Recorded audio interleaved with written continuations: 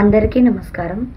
ఐశ్వర్యములకు నిన్ననుసరింపగలేదు, ద్రవ్యమిమ్మని వెంట తగులలేదు, కనకమిమ్మని చాలా కష్టపెట్టలేదు, పల్లకిమ్మని నోట పలుకలేదు, సొమ్ములిమ్మని నిన్ను నమ్మి కొల్వగలేదు, భూములిమ్మని పేరు పొగడలేదు, బలమునిమ్మని నిన్ను బతిమాలగాలేదు, పశుల నిమ్మని పట్టుబట్టలేదు. తేటగీతి.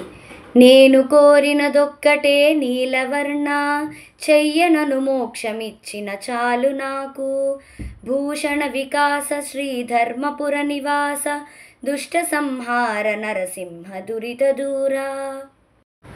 అంటే, ఓ నరసింహ, సంపదలు, ధనము, బంగారము, వాహనములు, నగలు, భూములు, బలము, గోవులు మొదలైనవేవి నేను నీ నుండి కోరట్లేదు. అలాగే వేటి కోసము కూడా నేను నిన్ను అనేక విధాలుగా కొలవట్లేదు. ఓ నీలవర్ణ, నేను నీ నుండి కోరేది ఒక్క మోక్షం మాత్రమే. దాన్ని నువ్వు అతి త్వరగా నాకిస్తే నాకింకంతే చాలు. ఇది ఈ పద్యం యొక్క భావం.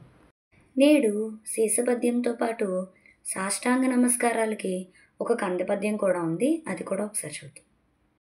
కరయుగములు చరణంబులు నురముల లాట స్థలంబు నున్నత భుజముల్, సరిధరణి మోపి మ్రొక్కిన పరగుణ సాష్టాంగమండ్రు పరమమునీంద్రుల్.